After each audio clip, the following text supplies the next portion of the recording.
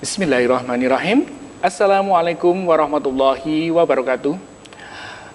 Saudaraku pemirsa Maskis TV dimanapun Anda berada, alhamdulillahirrabbilalamin, kita dapat berjumpa kembali bersama-sama belajar tentang ilmu tahsin. Baiklah saudaraku pemirsa, bagi Anda yang baru saja menemukan channel ini, silahkan simak video-video kami sebelumnya agar dapat mempelajari dari awal tentang pelajaran tahsin, dan juga simak di link description box, simak linknya di description box, karena kami menaruh link dari awal pelajaran ini dimulai sampai saat ini. Baiklah saudara pemirsa, segera saja kita ikuti kajian kali ini yang seperti biasa dijelaskan oleh beliau Ustadz Usman yang akan memberikan pelajaran tentang ilmu tahsin. Tema kali ini adalah hukum qalqalah. Dari kami Maskis TV mengucapkan selamat mengikuti. Bismillahirrahmanirrahim. Assalamualaikum warahmatullahi wabarakatuh. Innal hamdalillah nahmaduhu wa nasta'inuhu wa nastaghfiruh wa na'udzu billahi min shururi anfusina wa min sayyiati a'malina may yahdihillahu fala mudilla lahu wa ma yudlil fala hadiya lahu. Asyhadu an la ilaha illallah wahdahu la syarika lahu wa asyhadu anna Muhammadan abduhu wa rasuluhu la nabiyya ba'da. Amma ba'd. Para pemirsa Maskis TV yang berbahagia, alhamdulillah pada kesempatan hari ini kita bisa bertemu lagi dalam rangka kita melanjutkan kajian kita tentang tahsin, bagaimana kita memperbaiki bacaan Al-Quran kita hari demi hari, kita menuju kepada perbaikan bacaan, sehingga ketika kita benar di dalam baca Al-Quran maka sesuai dengan perintah Allah Subhanahu wa Ta'ala di dalam surah Al-Muzammil ayat 4 itu, Alhamdulillahi minasyaitonirrajim warattilil Qur'ana tartila. Kita akan menuju ke sana, maka tahap demi tahap kita lalui kajian kita ini, mudah-mudahan kita diberikan istiqomah. Pada kesempatan kali ini kita akan membahas tentang hukum bacaan qalqalah. Hukum bacaan qalqalah ini adalah huruf-huruf yang dibaca memantul ketika huruf itu terkena sukun atau terkena waqaf. Menurut pengertiannya, qalqalah itu adalah suara tambahan atau suara pantulan yang kuat yang terjadi pada suatu makhraj huruf yang bersukun setelah menekan makhraj huruf tersebut, sehingga karena tekanan itulah terjadi pantulan. Nah, huruf-huruf apa saja yang termasuk di dalam hukum qalqalah ini, seperti yang sudah kita singgung di dalam sifat-sifat ghairu mutadaddah yang terdahulu, kita sudah menyinggung sifat qalqalah. Jadi menurut tinjauan dari sifat-sifat huruf, maka qalqalah masuk ke dalam sifat huruf ghairu mutadaddah atau sifat huruf yang tidak mempunyai lawan. Akan tetapi di sini perlu kita kaji tentang kaidah membaca qalqalah itu sendiri, sehingga di sini dapat kita paparkan di hukum qalqalah ini dibagi menjadi dua, yaitu qalqalah sughra dan qalqalah kubra. Namun sebelum itu perlu kita ketahui bahwa huruf-huruf qalqalah itu ada 5, yaitu qaf, ta, ba, jim, dan dal. Qaf, ta, ba, jim, dal, atau qatbu jadin, atau biasa orang menyebut juga dengan baju di toko, mulai dari ba jim dal ta qaf, ya, itu baju di toko. Kelima huruf itu apabila terkena sukun atau waqaf maka dia memantul. Maka di sini perlu kita pelajari tentang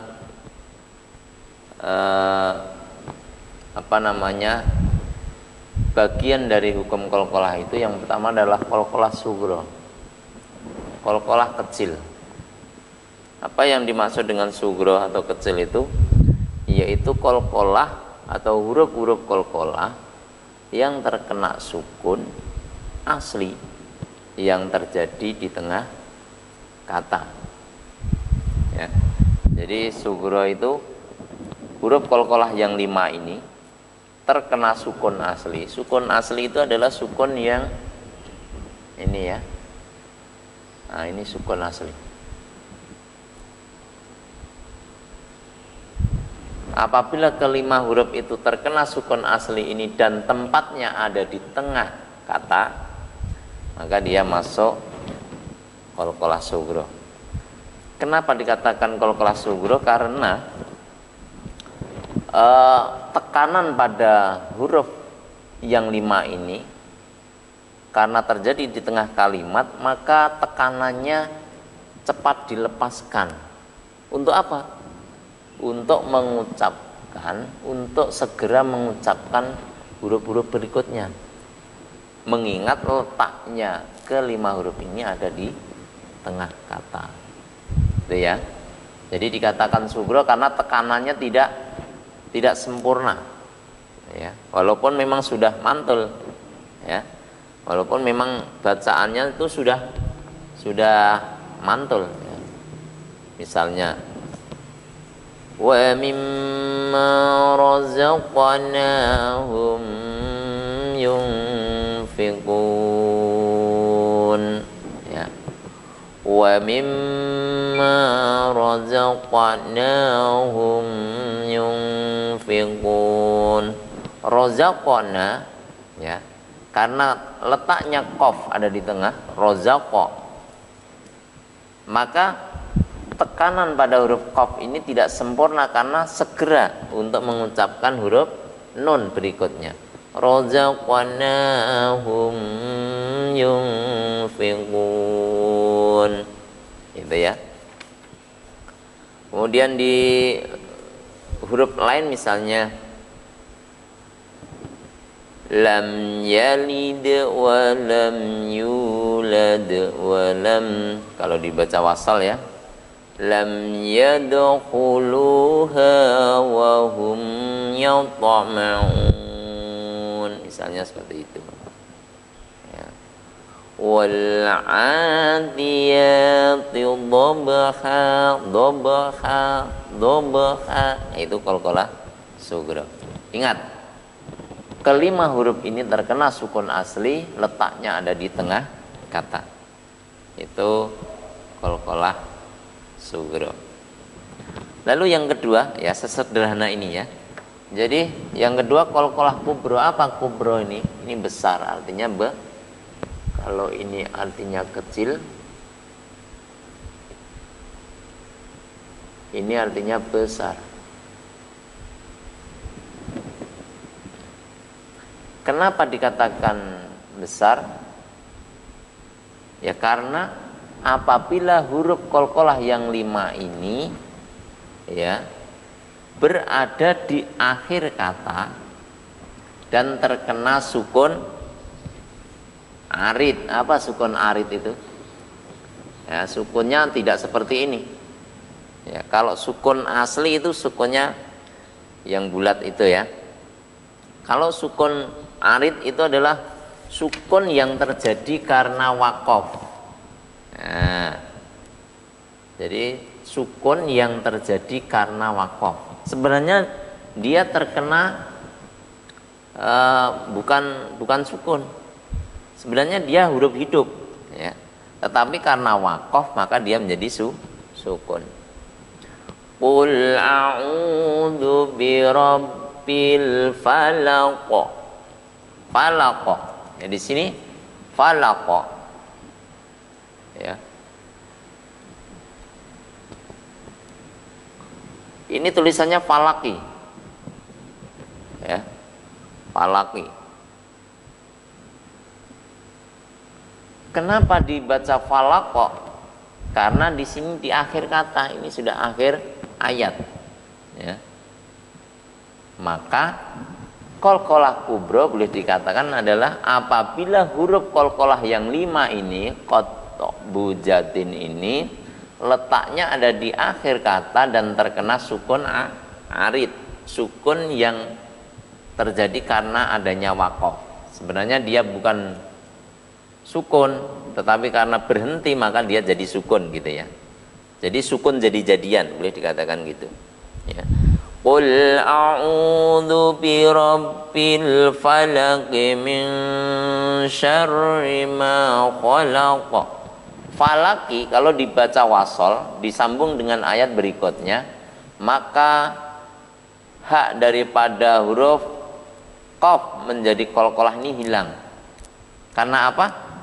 Karena dibaca wasol maka tidak terjadi waqaf. Padahal syaratnya tadi qalqalah kubro itu syaratnya dia terkena sukun arid, dia terjadi waqaf. Apabila dibaca wasol maka haknya qalqalah otomatis hilang. Maka menjadi qul a'udzu birabbil falaq min syarri ma khalaq wa min syarri, gitu ya. Kalau dibaca wasol seperti itu maka hak qalqalah itu menjadi hilang. Sekali lagi dikatakan qalqalah kubro karena dia terkena sukun arid dan letaknya ada di akhir kata. Ya, berbeda dengan yang sugro tadi terkena sukun asli dan letaknya ada di tengah kata. Ini perlu kita perhatikan, walaupun kedua-duanya sama-sama mantul, tetapi kesempurnaan pantulannya lebih besar daripada lebih besar yang kubro karena memang dikatakan kubro itu besar. Gitu ya. Ini pembahasan tentang hukum qalqalah sangat singkat sekali dan para pemirsa sekalian perlu diperhatikan betul ya ketika kita membaca Al-Qur'an. Setelah kita ketahui bahwa ada qalqalah sugro, ada qalqalah kubro, maka yang terpenting adalah bagaimana hak bacaan qalqalah itu kita berikan sehingga bacaan qalqalahnya menjadi benar. Demikian, mudah-mudahan ada manfaatnya dan jangan lupa bagi yang baru bergabung di subscribe ya untuk bisa menyimak video-video selanjutnya di dalam rangka kita istiqomah belajar sedikit demi sedikit untuk memperbaiki bacaan Al-Quran kita. Kurang lebihnya mohon maaf. Kita akhiri billahi taufik wal hidayah. Wassalamualaikum warahmatullahi wabarakatuh. Baiklah saudaraku pemirsa, demikian tadi telah kita ikuti bersama kajian pada kesempatan kali ini yang sudah disampaikan oleh beliau Ustadz Usman tentang pelajaran tahsin, yaitu sudah sampai pada pelajaran hukum qalqalah. Semoga menjadikan kita semua paham tentang ilmu-ilmu tahsin dan semoga kita dapat membaca Al-Quran dengan tartil sesuai perintah Allah dalam Quran surat Muzammil ya. Dan akhirnya sampai di sini dulu perjumpaan kita. Sampai jumpa di episode selanjutnya. Jangan lupa silahkan tekan tombol subscribe yang ada di bawah sini, serta aktifkan juga tombol notifikasinya agar Anda semua tidak ketinggalan video-video terbaru atau pelajaran-pelajaran terbaru dari channel ini. Dan akhirnya sampai di sini dulu. Wabillahi taufiq wal hidayah. Wassalamualaikum warahmatullahi wabarakatuh.